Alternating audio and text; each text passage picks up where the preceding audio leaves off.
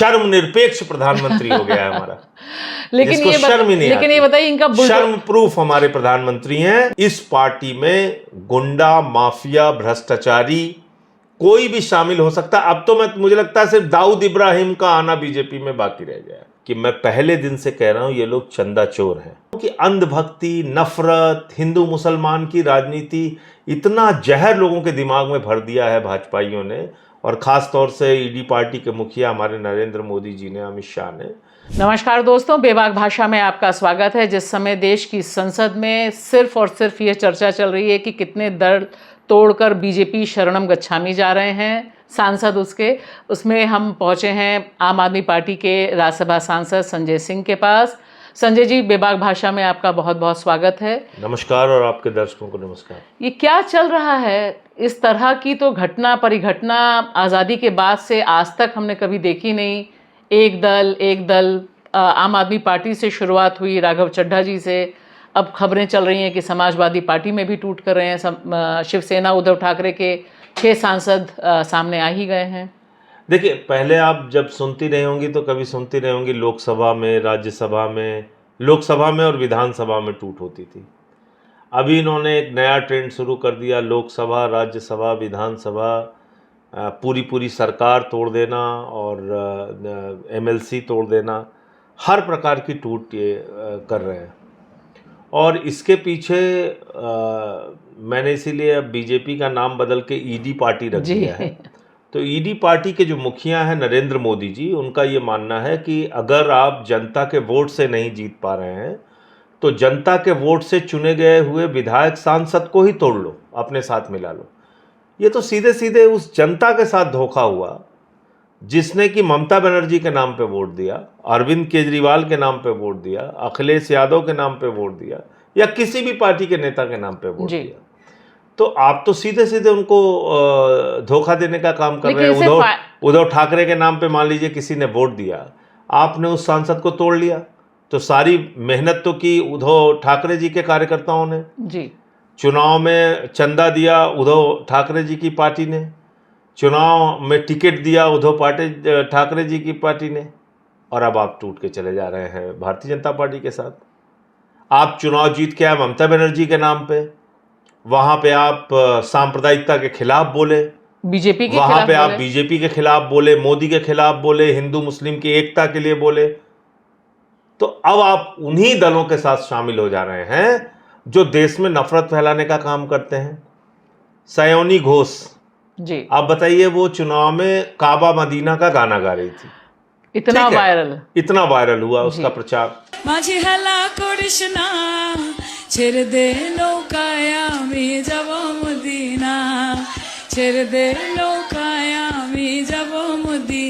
तब ये भाजपा के लोगों ने बयान दिया कि इसका सर काट के जो लाएगा उसको 1 करोड़ रुपए का इनाम देंगे जी।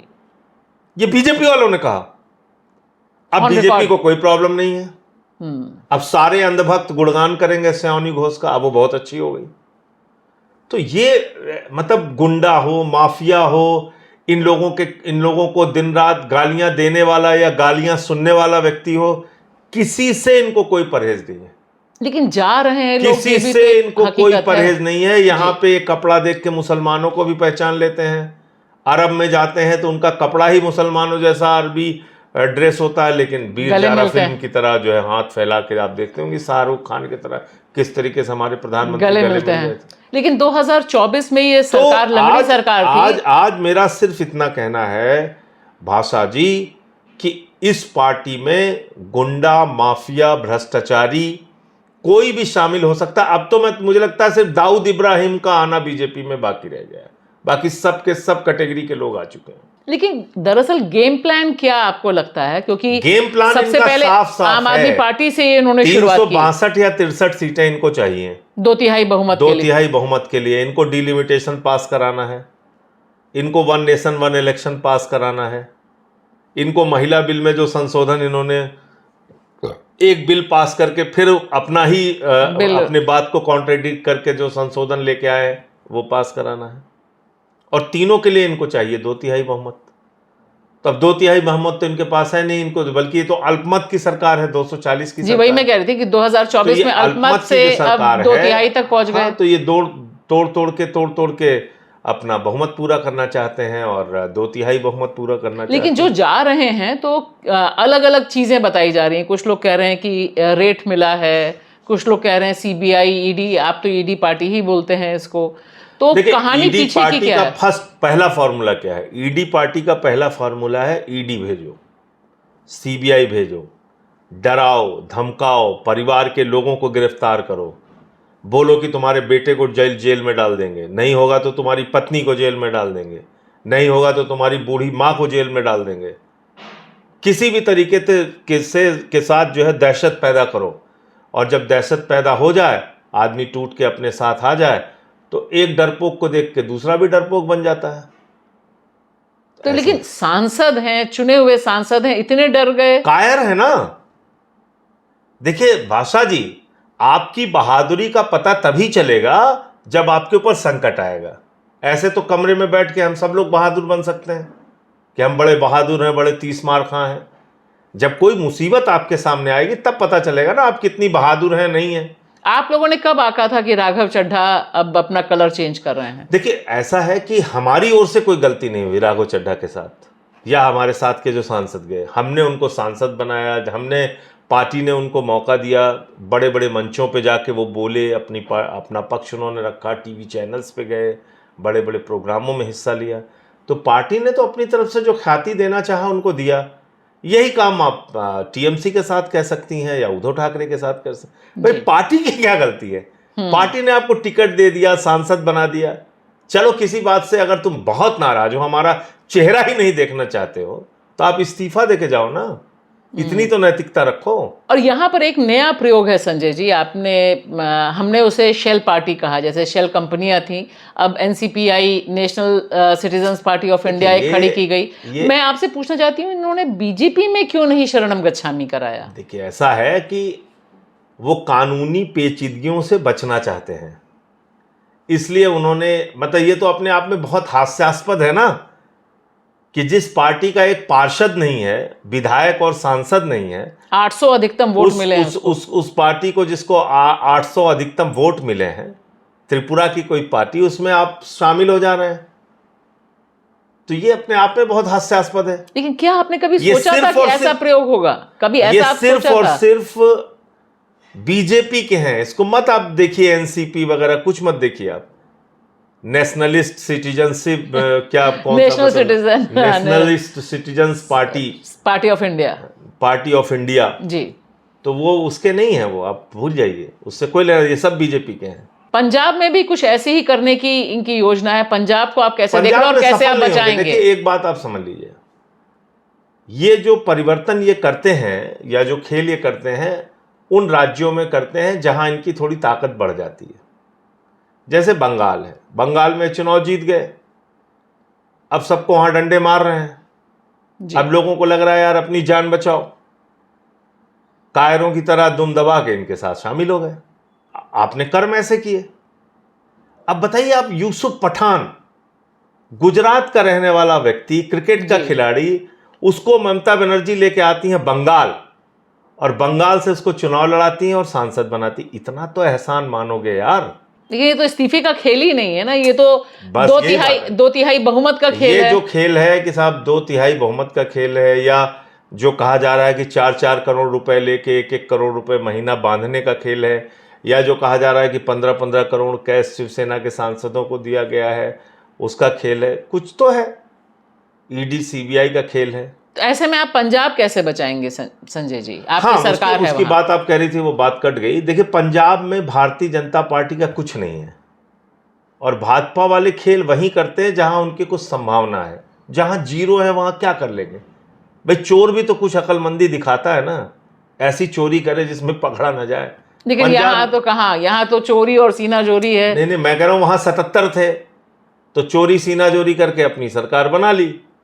पंजाब में तो 2 हैं। लेकिन अमित शाह जी ने कहा है कि वो अब इसका कमान संभालेंगे पंजाब तो संभाला तो कमान तभी तो आई, अभी साफ तो हो गए शहरी चुनाव में। भाई कमान संभाल लिया जैसे ही उन्होंने, पूरा साफ हो गए पंजाब में। क्यों? क्योंकि उन्होंने हमारे 7 सांसद तोड़े। पंजाब के लोगों की एक मानसिकता जान लीजिए, हमेशा वो प्रताड़ित के साथ खड़े होते हैं। पंजाब के लोगों का जो जुनून, जज्बा, जहनियत, उनकी भावनाएं हैं, वो उन लोगों के साथ खड़े होते हैं जिनको प्रताड़ित किया जाता है, और दिल्ली की सत्ता के खिलाफ हमेशा रहते हैं। तो अगर दिल्ली की सत्ता पंजाब के लोगों को प्रताड़ित करने का काम करेगी तो फिर वो हमारे साथ खड़े होते तो हैं। आप कॉन्फिडेंट हैं कि पंजाब बचा तो रहेगा? पंजाब के 7 सांसदों को इन्होंने तोड़ा, 6 जी। सांसद उसमें पंजाब के थे, एक दिल्ली की। जी। इस बात से वहां लोगों में गुस्सा और नाराजगी है। शहरी चुनावों में तो मजबूत रहती है ना बीजेपी, तो साफ हो गई। अभी आप देख लीजिए, पूरे पंजाब में साफ हो गई, पता नहीं चला कहां चले गए। लेकिन अभी आपके मुख्यमंत्री को घेरने के लिए अकाल तख्त और वो सारा भी तो चल रहा है। तो एक फेक वीडियो बना के आप किसी को भी कुछ भी बदनाम कर दीजिए। इसके पीछे भी आपको क्या पॉलिटिक्स लगती है? क्या लगता है? घिनौनी पॉलिटिक्स, घिनौनी पॉलिटिक्स, घृणा से भरी पॉलिटिक्स, बदनाम करने की पॉलिटिक्स, वही चल रही। और ईडी पार्टी इसमें बहुत मशहूर है, और उनके साथ कांग्रेस और अकाली दल सब एक स्वर में भाषा बोल रहे हैं। क्योंकि अंधभक्ति, नफरत, हिंदू मुसलमान की राजनीति, इतना जहर लोगों के दिमाग में भर दिया है भाजपाइयों ने, और ख़ास तौर से ईडी पार्टी के मुखिया हमारे नरेंद्र मोदी जी ने, अमित शाह ने, कि लोग अपने मुद्दों पे सोचना बंद कर दिए हैं। देश की प्रतिष्ठा इतनी गिर रही है भाषा जी। अभी आप देखिए, G7 में गए हैं हमारे प्रधानमंत्री, बच्चों की तरह से वो ट्रंप ऐसे ऐसे थपकी मार रहा है। देखा होगा जी वीडियो? जी जी, खूब चल रहा है। थपकी मार रहा है ऐसे ऐसे, चल बच्चे ठीक है, चल बच्चे। आप बताइए, ये भारत दुनिया का सबसे बड़ा लोकतंत्र है, उसके आप प्रधानमंत्री हैं, उसके प्रधानमंत्री के तौर पे दुनिया के जिस देश में जा रहे हो, सीना चौड़ा करके जाओ यार। ऐसे क्या आप मतलब ही खी गले पड़ रहे हो, नाच देख इस रहे बार हो, तो गले नहीं मिल डांस पाए। देख रहे इस हो। बार तो गले नहीं मिल पाए, ट्रम्प जी ने मौका नहीं दिया। नहीं, ट्रम्प जी ने नहीं दिया, दूसरों से तो मिल ही रहे थे।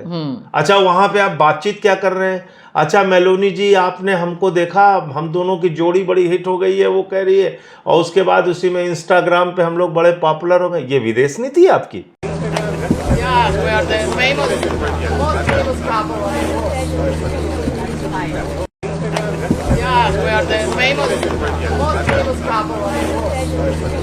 ये भारत के लिए आप समझौता करके आ रहे हैं, और ये सम्मान लेके ये आ रहे हैं। भारत के लिए आप सम्मान लेके आ रहे हैं। आपके 3 भारतीयों की हत्या कर दी अमेरिका की सेना ने, आपके 3 जहाजों पर हमला किया, आपके मुंह से एक शब्द नहीं निकल रहा है, आवाज तक नहीं निकल रही आपकी। और आप जो है बधाई दे रहे हैं ट्रंप को, इसलिए कि 12 साल के पूरे होने पे उसने आपको बधाई दी, तो आप उसको धन्यवाद दे रहे हैं। किस बात का धन्यवाद भैया? आपके विदेश मंत्री मार्को रूबियो से बात करके विरोध दर्ज कराते हैं, वो खुद ही उल्टा डांट दिए जाते हैं। और इस पर मीडिया दिखा रहा है कि भाई वहां पे सवाल उठाया, जबकि उन्होंने तो सीधे कहा कि जो सी फेयरर्स हैं वो हमारी जिम्मेदारी है, उनकी सुरक्षा जिम्मेदारी। एक शब्द भी नहीं कहा कि ये हमला गलत है। एक शब्द नहीं बोला विरोध का कि 3 भारतीयों की हत्या अमेरिका की सेना ने कैसे कर दिया, मिसाइल का अटैक कैसे कर दिया हमारे जहाजों के ऊपर। एक शब्द नहीं बोले कि हम इसको बर्दाश्त नहीं करेंगे। क्या ये बात, ये काम चीन और रूस के साथ या ईरान के साथ भी करने की हिम्मत अमेरिका में है?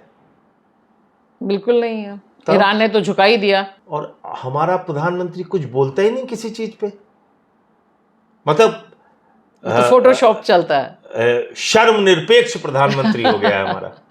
लेकिन ये बताइए, इनका शर्म प्रूफ हमारे प्रधानमंत्री हैं। ये बहुत अच्छा शब्द आपने कहा। शर्म प्रूफ है शर्म प्रूफ है वो। उनको प्रधानमंत्री कहते हैं कि प्रधानमंत्री को हमारे, वो कहता है ट्रंप की, मोदी को मालूम है मैं इसका कैरियर खत्म कर सकता हूं। प्रधानमंत्री चुप रहते हैं, कुछ नहीं बोलते। हमारे लोगों को हथकड़ी डाल के और पैरों में बेड़ी डाल के हिंदुस्तान भेजा जाता है, प्रधानमंत्री कुछ नहीं करते। ट्रंप कहता है भारत नरक है, प्रधानमंत्री कुछ नहीं करते। ट्रंप कहता है कई बार हमने सीज फायर, हमने ट्रेड डील की धमकी देके और सीज फायर कराया, ये बयान कई बार उसने दिया। अब तो गिनना भी हम भूल गए हैं, 100 पार हो गया। प्रधानमंत्री कुछ नहीं बोलते। और अभी हमारे 3 भारतीयों की हत्या हो गई, शोक संवेदना के एक शब्द मोदी जी ने नहीं बोला जी। लेकिन बुलडोजर जो संसद पे चल रहा है, वो उसके खिलाफ विपक्ष कैसे लड़ेगा? क्योंकि विपक्ष बटा हुआ दिखाई दे रहा है, और इंडिया गठबंधन की बैठक में भी ताकत कम हुई, और अब तो संसद में भी लोकसभा राज्यसभा में आप लोगों की ताकत कम हो गई है। देखिए, कैसे लड़ेंगे आप? इस पे अगर कोई विपक्ष की रणनीति बनेगी, जैसे SIR को लेकर सवाल इन लोगों ने उठाया था तो हमने उसमें साथ दिया था, तो अगर ये जो तोड़-फोड़ की राजनीति है इसके खिलाफ कोई एक सामूहिक लड़ाई का मामला बनता है तो हम देखेंगे उसमें। अभी DMK भी इंडिया गठबंधन से बाहर है। इंडिया गठबंधन में होना ना होना कोई जरूरी नहीं है। नहीं, लेकिन अरविंद कुछ केजरीवाल ऐसे जी की मुद्दे हैं अरविंद जो- केजरीवाल जी की स्टालिन से काफी अच्छी मुलाकात अच्छा, है। उनके लिए तो प्रचार क्या वो, करने भी क्योंकि गए थे। इस समय खबर ये भी चल रही है कि DMK के ऊपर प्रेशर है कि वो NDA के पक्ष में वोट करे मानसून सत्र में, तो क्या अरविंद केजरीवाल जी की कोई कैटलिस्ट भूमिका भाषा हो जी सकती कैसे है? करेंगे वो? आप बताइए, साउथ के स्टेट हैं, उनकी लड़ाई ही इसी बात की है कि भाई हमारे सीटों को कम किया जा रहा है, तो कैसे वो सपोर्ट करेंगे बीजेपी का? इसलिए ये आकलन करना गलत होगा, उससे वहाँ के नेताओं को बहुत नुकसान होगा, ऐसा वो कर नहीं सकते। तो आपका मानना है कि वो उधर नहीं जाएंगे, लेकिन एब्सटेन तो कर सकते हैं? नहीं करेंगे। अब एब्सटेन करने का मतलब भी लोग समझते हैं, भाई एब्सटेन करेंगे तो जाहिर सी बात है बीजेपी को मदद होगी, तो मुझे नहीं लगता कि एब्सटेन करेंगे। ये आशंका नहीं, निर्भुल ये है। बिल्कुल गलत आशंका मैंने है। इसलिए पूछा क्योंकि लगातार चल रहा है जो खबरें द ग्रेट कॉर्पोरेट गोदी मीडिया में, अगर कि हाँ, अब तो वो गोदी मीडिया की खबरें हो सकती हैं, उनका तो यही काम ही है दिन रात, तो जी। उस पर मैं कुछ नहीं अब मैं आपसे आऊंगी कि लगातार जो खुलासे हो रहे हैं और आप जो विस्फोटक खुलासे कर रहे हैं, रामलला हम आएंगे, मंदिर वहीं बनाएंगे और मंदिर बना के चंदा चोरी कर जाएंगे वाला खेल चल रहा है, पूरी खामोशी है, जबरदस्त ढंग से ये चल रहा है। ये हो क्या रहा है? क्योंकि सिर्फ अयोध्या नहीं, अब आप देखिए मथुरा में भी उन्होंने खून से पत्र लिखा फलहारी जी ने। ठीक है, देखिए भाषा जी, आप इस बात को समझिए कि मैं पहले दिन से कह रहा हूं ये लोग चंदा चोर हैं। और क्यों कह रहा हूं? इनको तो आना है बाहर से, हजारों किलोमीटर की दूरी से। मेरा घर बिल्कुल अयोध्या के करीब में 70 किलोमीटर दूर पे हूं। मुझे एक एक एक्टिविटी उन लोगों की पता रहती है, क्या करते हैं। आज से नहीं, मंदिर आंदोलन के जमाने से शुरू से मालूम है क्या करते हैं लोग, कैसे करते हैं, कैसे चंदे में घपला करते हैं, क्या क्या करते हैं, मुझे सब पता है। और ऐसा भी नहीं है कि इनसे हमें ये कोई राम मंदिर के गेट कीपर है कि इनसे मुझे रोज पूछ के जाना पड़ेगा कब गए नहीं गए। पता नहीं कितनी बार हम रामलला के दर्शन करने भी गए, हनुमानगढ़ी भी दर्शन करने गए, जाते हैं और आगे भी जाते रहेंगे जी। अब सवाल क्या है? हमने इनकी ये चोरी पकड़ी 2021 में और कागजात के साथ पकड़ी। भारतीय जनता पार्टी का एक मेयर था ऋषिकेश उपाध्याय, वो अपने रिश्तेदारों के साथ मिलके, चंपत राय के साथ मिलके, सुल्तान अंसारी नाम के व्यक्ति से 2 करोड़ की जमीन 5 मिनट के अंदर 18.5 करोड़ में खरीदता है। 2021 में 2021 में मैंने ये खुलासा किया था जी। और करीब करीब 5 मिनट में 16.5 करोड़ रुपए का भ्रष्टाचार करते हैं लोग। तो मैंने कहा भैया ये तो दुनिया का सबसे बड़ा भ्रष्टाचार है जो प्रभु श्री राम के नाम पे आप कर रहे हैं।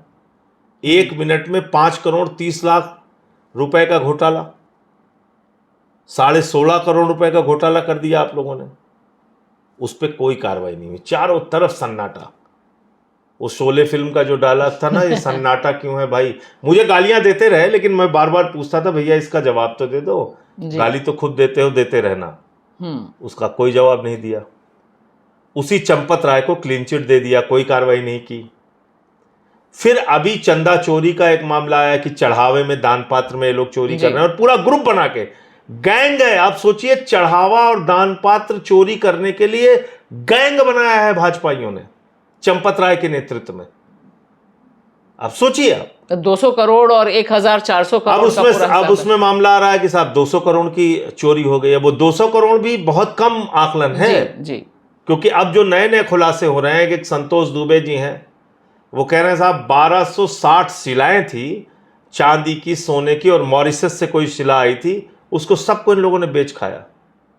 उसका कोई हिसाब किताब नहीं। और सब योगी जी की नाक के नीचे नहीं, योगी जी के नाक के नीचे, भाजपा के नाक के नीचे, नरेंद्र मोदी के नाक के नीचे। ये ट्रस्ट तो नरेंद्र मोदी पीएमओ की देखरेख में चल रहा है ना जी, उसके नाक के नीचे हो रहा है सब।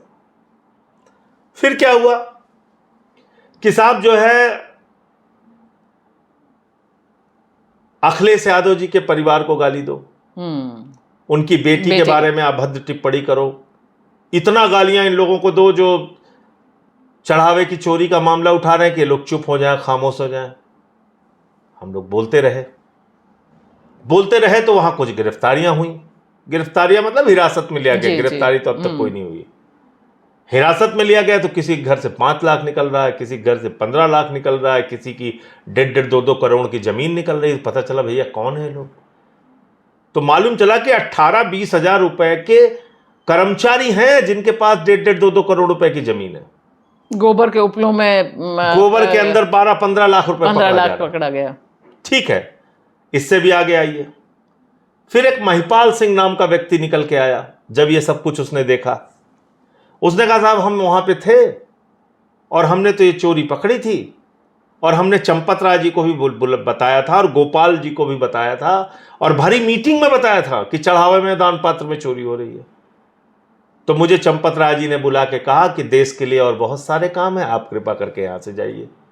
उसको भगा दिया। वो विश्व हिंदू परिषद का आदमी है, बजरंग आरएसएस का आदमी है और वो अटल जी के भी प्रचार में गया था और मोदी जी के भी प्रचार में गया था।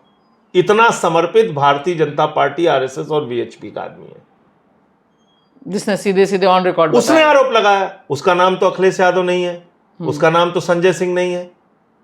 कह दो वो भी रामद्रोही है, भाई कहिए वो भी रामद्रोही है। फिर एक रजनीश सिंह निकल के सामने आया जो भारतीय जनता पार्टी के पूर्व मीडिया प्रभारी हैं, आप कहिए वो भी रामद्रोही हैं।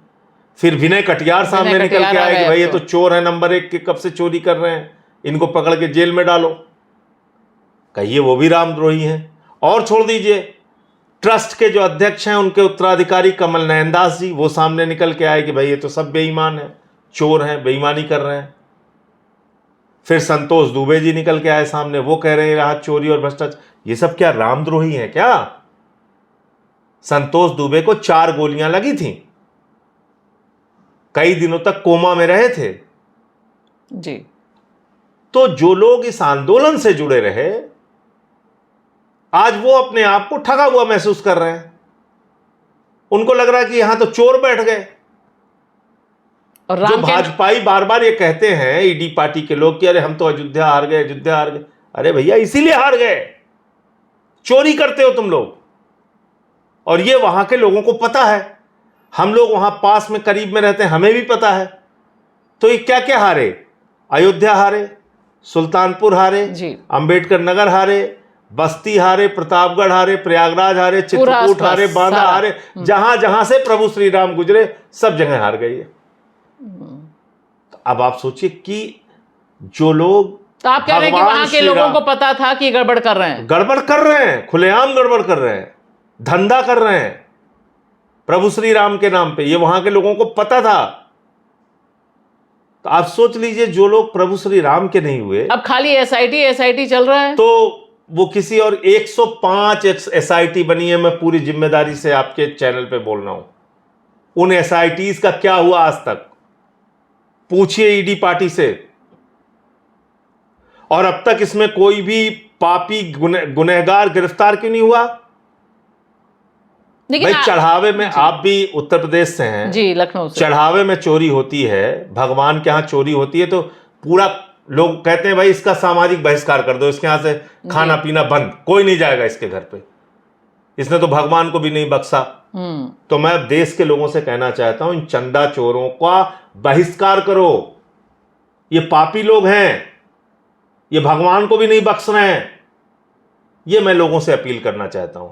और वहां पर अभी पूरा गैंग निकल के आएगा, 50 लोगों का तो नाम अब तक आ रहा है, उसमें टिन्नू, गोपाल, चंपत राय, अनिल मिश्रा और ऐसे लोगों का नाम, जिसके घर में एक कमरा नहीं था उसके घरों में लिफ्ट लगी हुई, लिफ्ट लग गई है। कहां से आया भैया पैसा? ये कहां से आ गया?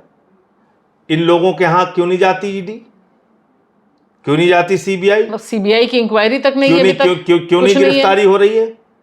तो आपको क्या लगता है कि गिरफ्तारी क्यों? आपको क्या लगता है कि क्या कनेक्शन है? सीधे सीधे ईडी पार्टी के मुखिया नरेंद्र मोदी जी के नेतृत्व में जो ये पूरा ट्रस्ट काम करता है, उनका ही आदमी है निपेंद्र मिश्रा, जो पूरा वो वहाँ उस दिन कह रहे थे हंस के, कह रहे हम तो बस खाली निर्माण कार्य देखते हैं, जी। फिर कह रहे थे एसआईटी बन गई, आप लोग तारीफ कीजिए, प्रशंसा कीजिए।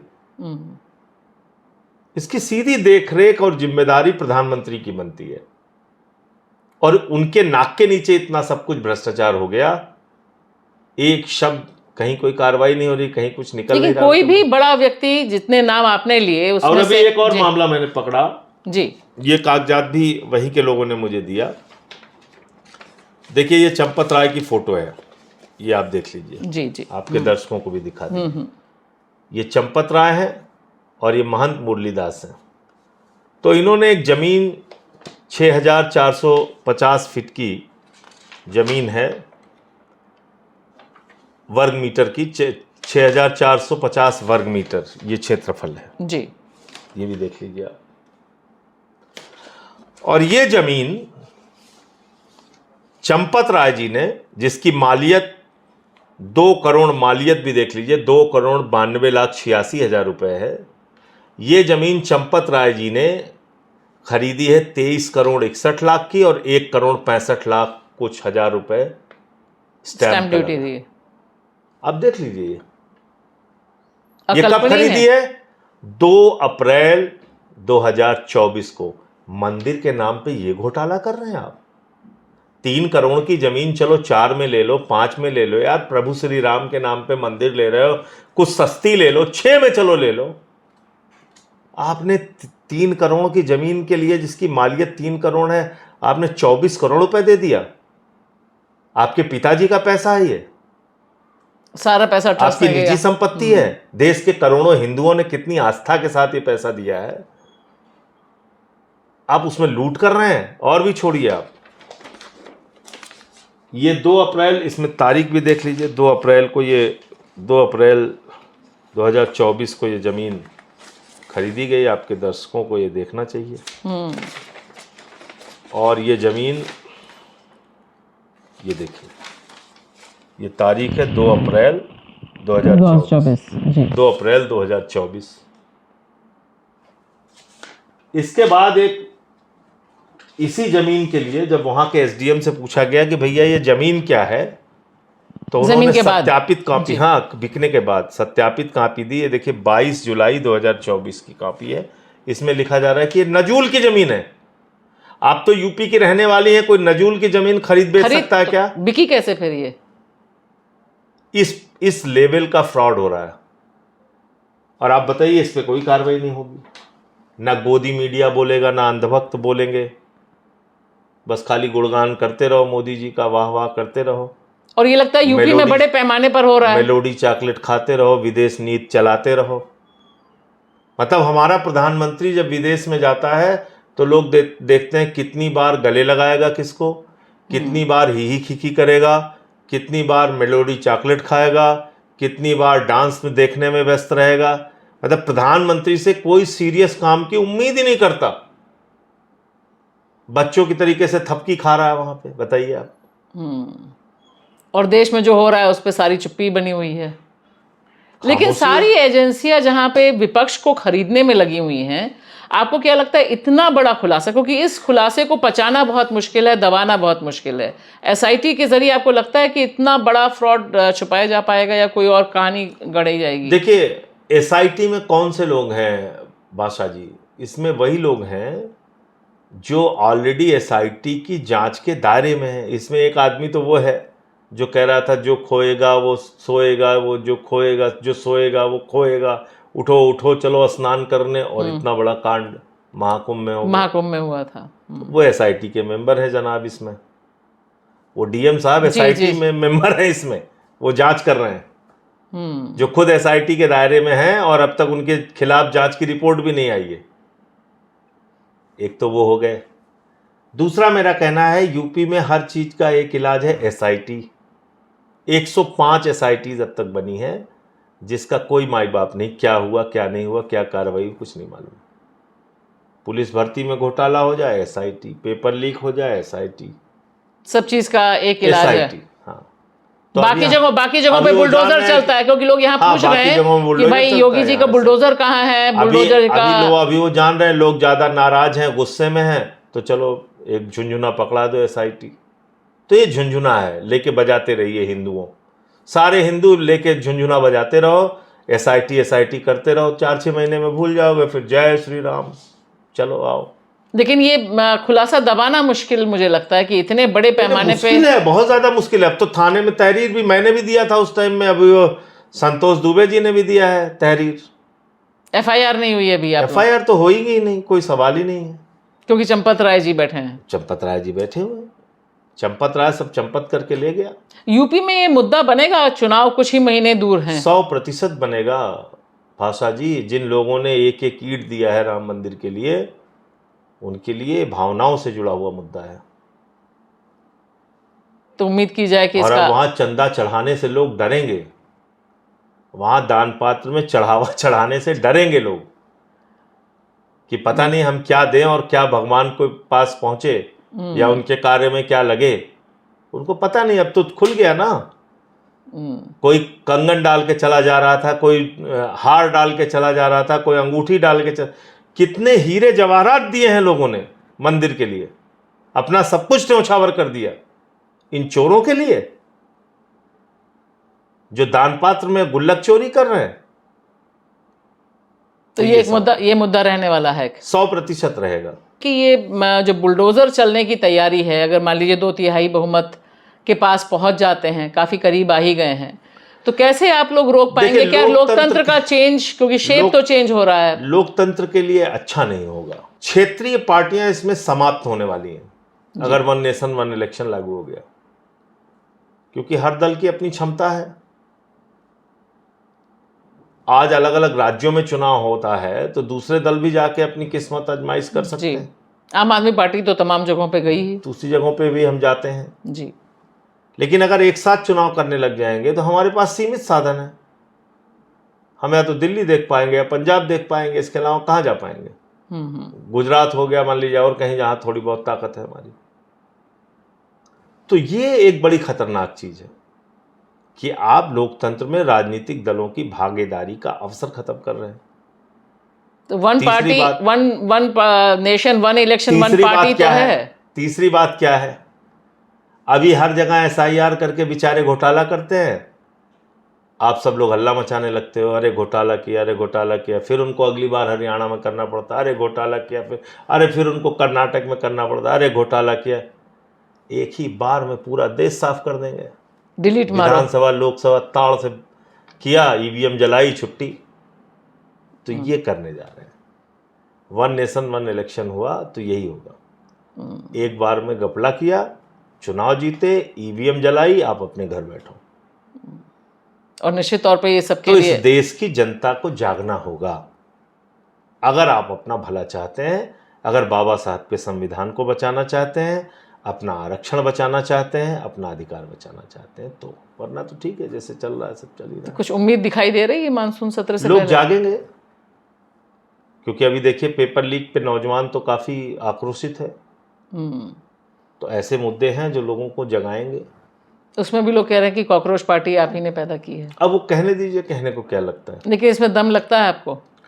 नहीं, 22 लाख बच्चों का भविष्य बर्बाद हो गया। उत्तर प्रदेश में कितने पर्चों के पेपर लीक हुए, नौकरियों के और उसके एग्जाम्स के। तो निश्चित रूप से मुद्दे प्रभावित तो करते ही हैं। तो ये कॉकरोच जनता पार्टी में आपको दम दिखाई देता है? कुछ असर पड़ेगा इसका? नहीं, नौजवान आक्रोशित है और मुझे लगता है कि वो लोगों के दिमाग पे असर तो डाल ही रहा है, ये जो कॉकरोच जनता पार्टी का आंदोलन है। हाँ बिल्कुल, वरना क्यों हमला करता RSS का व्यक्ति जाके उनके ऊपर।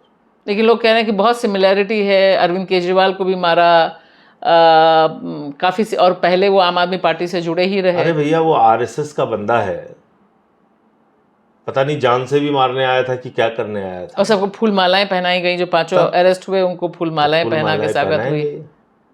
तो ED पार्टी वहां पे सत्ता में है। तो जेनजी से आपको कुछ उम्मीद है? नहीं जागेगा तो उसका भविष्य तो सबसे ज्यादा बर्बाद हो रहा है ना, उसका तो सबसे ज्यादा नुकसान हो रहा है ना। जी, चलिए, बहुत बहुत शुक्रिया।